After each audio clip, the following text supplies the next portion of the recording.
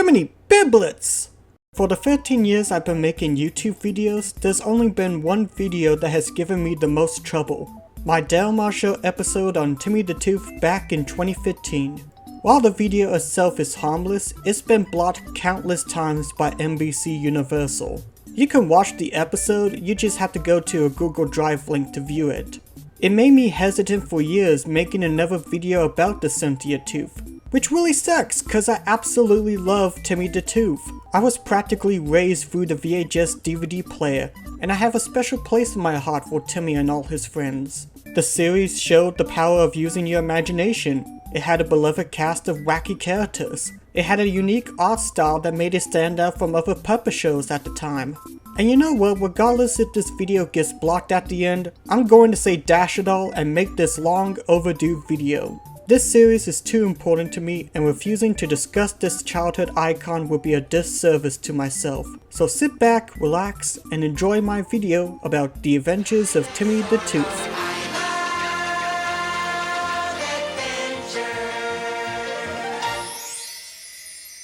Timmy the Tooth was a series of home videos released from 1994 to 1995. It followed the day in life of a young tooth named Timmy going on many adventures using his imagination. It's not just Timmy though, as there's a huge cast of characters by his side.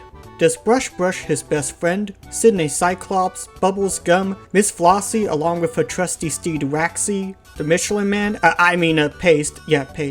But with friends comes enemies. Most notably is the Cavity Goon and Miss Sweetie, who despises anything that's good, healthy, clean, and nice, and, you know, sunshine, rainbows, lollipops, and all that. There's also the Gingivitis Gang, but they don't really pose much of a threat as just being typical bullies. With catchy songs and wacky adventures, the series shows kids how to go on many thrilling adventures by using their imagination. There's a lot to admire about this show, the songs, the set design. One element I've always been fascinated with is the puppet designs. You may have noticed how expressive the puppets are. Almost every puppet has the ability to blink, raise their eyebrows, and turn their eyes side to side. Sid is probably my favorite puppet, with his eyes being able to yuck in almost any direction, and it just makes him so alive compared to any other character. You kind of forget that he's a puppet and more like an actual living being. If you know me personally or have seen my old Marr Show episode, you may recall that I have a phobia of Sunny the Sun, a Cynthia star that shines high and bright above Flossmoor Valley. And you know what, after watching all 10 VHS tapes, I'm actually not afraid of him anymore. I think I was mostly scared due to how ginormous his teeth is. Other than that, I think Sunny is fine and I'm not afraid of him anymore. Me and him, we're cool. Now the flowers on the other hand, that's another story. In my original video, I only covered 2 VHS tapes. I was wanting to make more episodes talking about the other 8 stories. Unfortunately, due to the video being blocked so many times, it made me nervous for years to make another one, fearing that any more Timmy the Tooth related episodes I make will be blocked as well. However, after collecting all 10 original clamshell VHS tapes again, I want to cover all 10 episodes, starting with the ones I remembered watching the most as a kid, all the way to the episodes I've never seen before.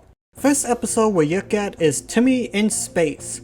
Timmy imagines himself and Brush going to outer space on a secret mission to help on the planet Schmangy. The Cavity Goon and Miss Sweetie kick Sid out of the new space station and refuse to give it back. So the trio tries to come up with many schemes to get the space station back in their own possession. This is still a perfect first episode if you want to get the basic concept of the series. What cracks me up the most is the beginning part of the story, where you see Timmy and Brush playing with all these different toys he has, and yet half of the toys he's borrowing from his friends. I guess I did borrow that. Pace must be wondering about his plane. Yeah, this is Sydney's ship, huh? My favorite toy rocket ship in the whole world!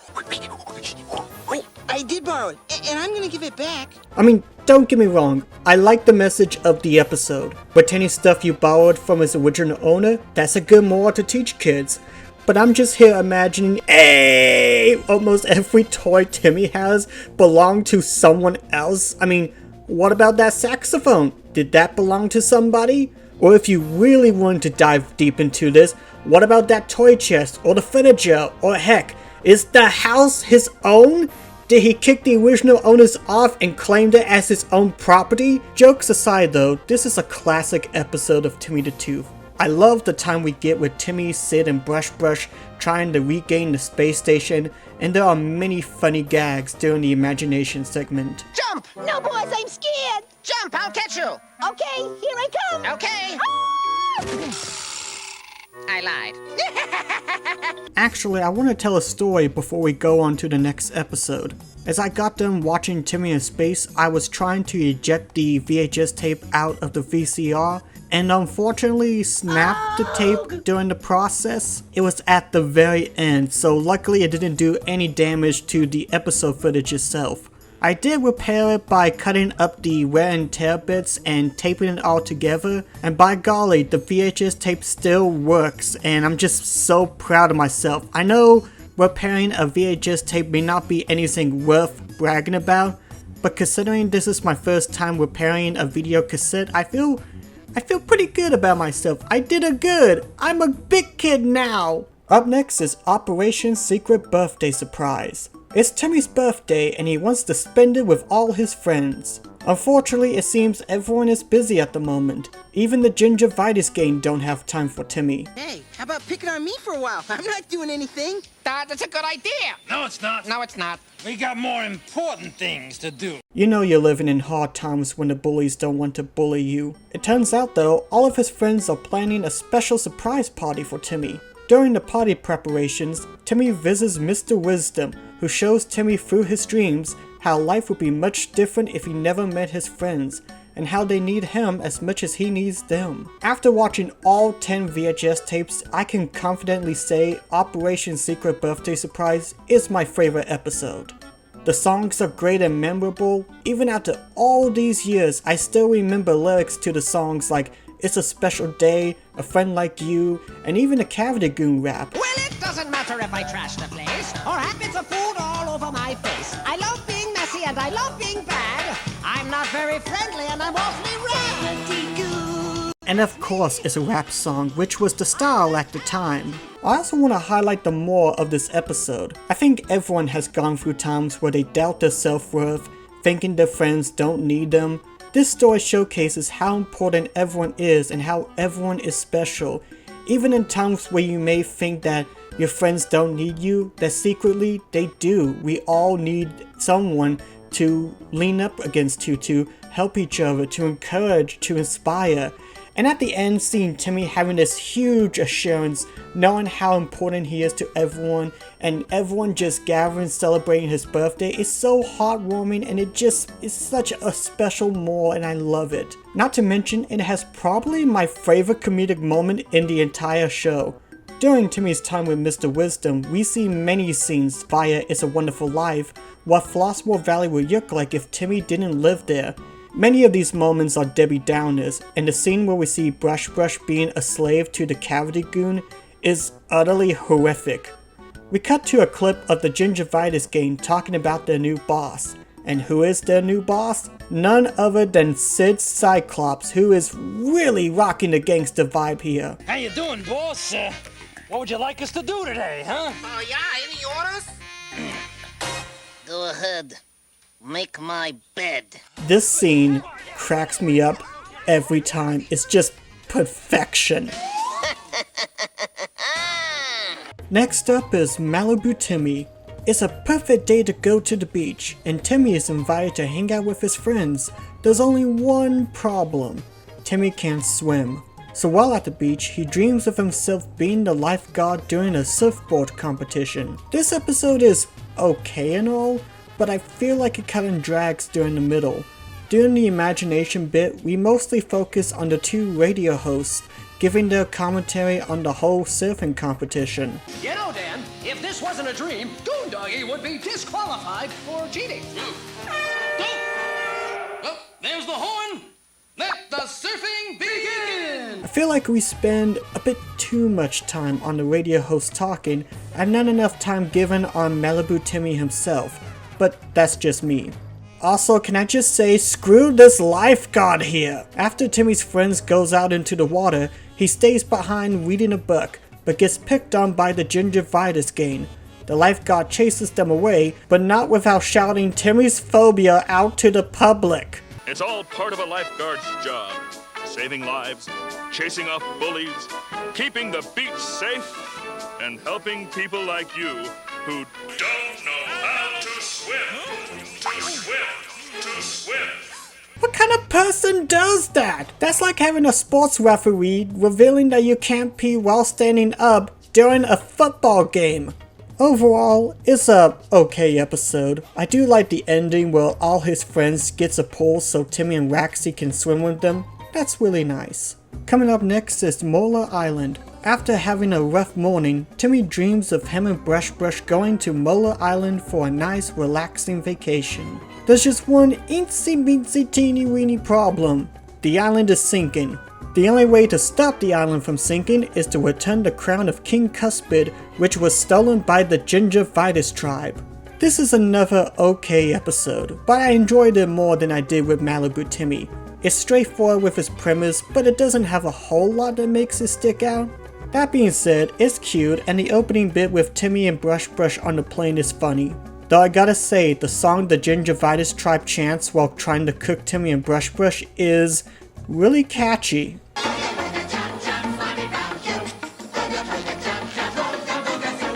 I was chanting this song at work one night, and now my coworkers think I'm a cannibal now. Hooray! Moving on to Big Mouth Gulch. Miss Flossie brings her favorite book for Timmy to read during story time. The story is about a sheriff in the small town of Big Mouth Gulch. Goonie the Kid arrives, wanting to be the new sheriff, and spreads lies to make the old sheriff look bad. So they settle this whole issue off by having a showdown. And by that I mean they have a spelling bee. First off, I have to say, I love the Goon in this episode. He plays up the hammy villain role perfectly. The way he acts and speaks, how he throws his cape around willy-nilly, I really enjoy the Goon a lot in this episode. I also like the way how the story plays out and how it has some depth. It makes you wonder if the sheriff will keep his job at the end. And this may be something small, but I really like the camera work for this episode, with many different close-ups and camera angles. And another small note, I like this opening shot of the Western story. Drinks up. That's my kind of humor there. Alright, Spooky Tooth is next on the agenda. This is one of the few episodes not to take place in Timmy's imagination. Timmy and Brush are invited to travel with Bubbles to Egypt, exploring around the ancient pyramid of King Tutankhamun. They meet many new faces, such as Mumford the Mummy Child, Rodney the Spider, as well as other oddities. My favorite encounter is this Edwin impression joke book. Knock, knock. Who's there? Boo. Boo-hoo! Oh, you don't have to cry about it. It's only a joke. It's a simple puppet trick with the puppeteer wearing a shadow suit with only having the gloves be visible.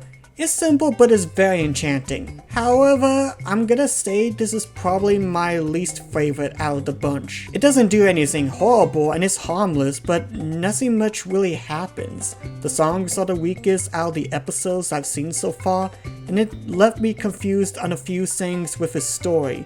Bubbles gets the job of being in charge of the pyramid. Like, does this mean she owns the pyramid of King Tutankhamun? Or is she supposed to be a curator for the site, making sure that the pyramid is preserved for visitors and making sure that the architecture is up to code? They don't really explain it that well. Also, remember how I said this episode doesn't take place in an imagination? That statement is true because we literally see Bubbles, Timmy, and Brush just mosey on over from Flossmoor Valley to Egypt, like it's some normal walk across the street. So does that mean Flossmoor Valley is next to Egypt, like it's in the Middle East? That just seems really odd for the geography. I mean, you got these nice green pasture hills that's full of color and coolness, and then you get desert. That just doesn't seem to line up geography, but I'm probably overthinking this again. Back in the day, I almost had every single Timmy the Tooth VHS. My mom always made sure that me and my brother had the latest releases to some of our favorite shows, so the moment she sees like a Thomas VHS or a Pokemon DVD that is brand new, she would instantly buy it for us. But for these last 4 episodes we're about to cover, I have no memory of ever seeing, so these are literally gonna be my first time watching these. First new episode for me is An Eye for a Tooth. Isn't that something Jesus spoke about in his Sermon on the Mount?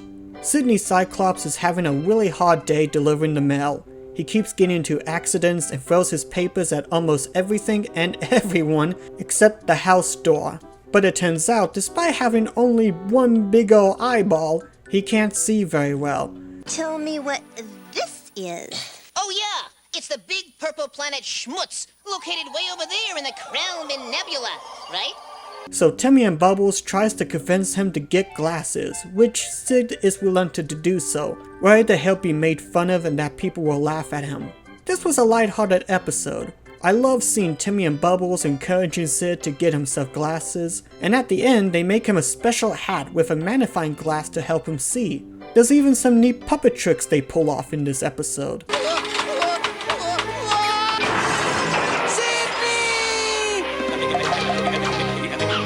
Coming around the corner is the brush in the stone. Poor Timmy has the itchy polka dots. He's coughing a lot, feeling weak, seeing wild buffalo herds running around.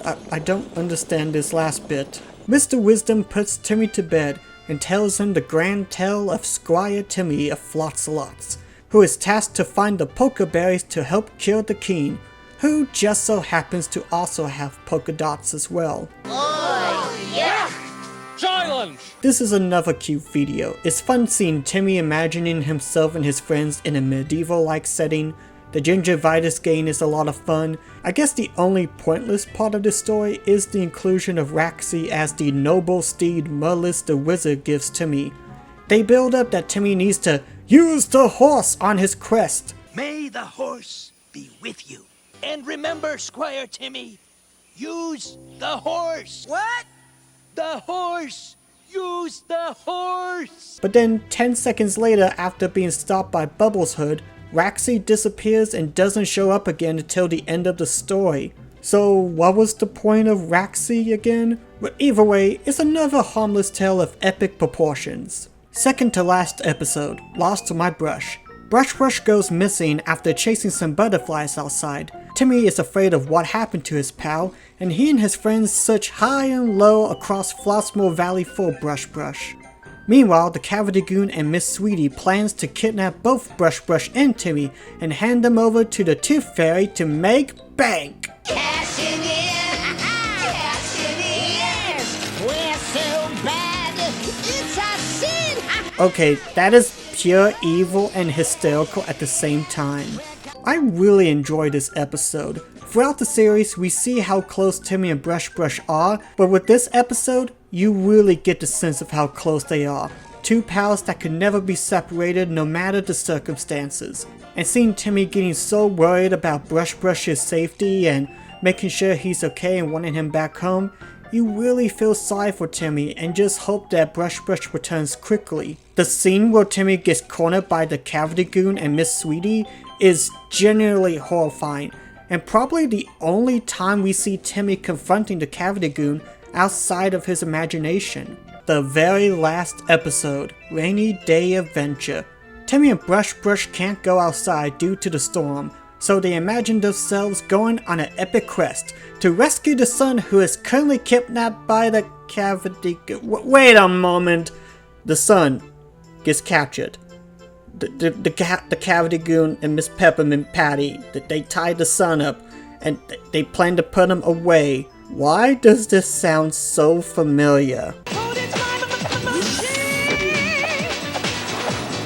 If I had $1 for every time an evil puppet kidnaps the son, I would have $2. Actually, make it a $2 bill. I like those little doodads.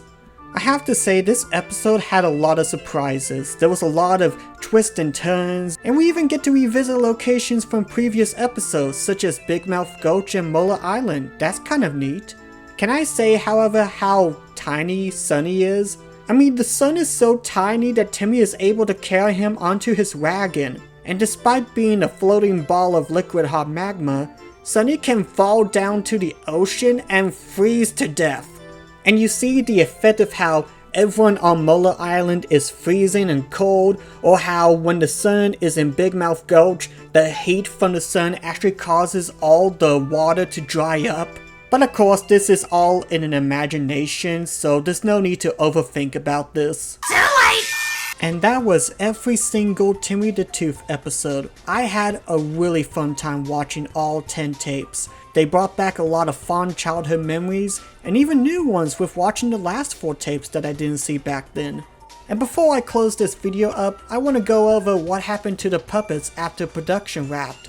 Even though the show ended back in 1995, the puppets will still be used in various productions. Many different characters were recycled in a few different places, such as being used in small videos for puppetgreetings.com, which, fun fact, Kevin Clausen, one of the creators of Timmy the Tooth, was president and CEO of.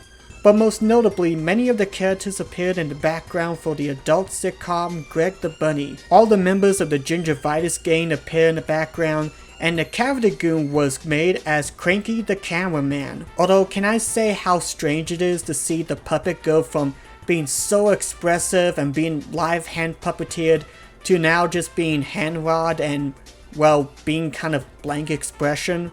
Oh, and remember that lifeguard who blathered out Timmy's fear of water? Well, he has the very distinct role of being a stereotype. You're bluffing, Marr. Okay, could you please stop with that annoying man business, boy? Right after you stop with the blah, man. I actually watched all 13 episodes of Greg the Bunny, and it was a good time. I might even talk about it in a future episode if anyone is interested. Finally, I want to talk about what Timmy's been up to. I understand no one wants to remember the year 2020, but one of the highlights was seeing Timmy again. He appeared a few times in different interviews, comedy sketches, and even during the Timmy the Tooth reunion, where the cast and crew reminisced on a production of series, you could see Timmy introducing and closing the podcast. You may have noticed how Timmy's eyes are more yellow, but I believe that's due to the age of the puppet, or maybe that the replacement eyes to appear easier on the camera, I'm not quite sure. If you want to watch the series, obviously you can collect the original VHS tapes, but probably the easiest way to watch the adventures of Timmy the Tooth is through the Peacock app. And that was my long overdue video about Timmy the Tooth. I am so happy to have made this video. Anyway, in the comment section below, what is your thoughts on the adventures of Timmy the Tooth? Did you grow up with the series back in the 90s when VHS tapes was the thing and was the, cool and all? What was your favorite episode of Timmy the Tooth? Let us just reminisce in good old 90s nostalgia in the comment section below. Thank you guys for watching this. God bless you all, and I will see you guys in the next video. Bye bye!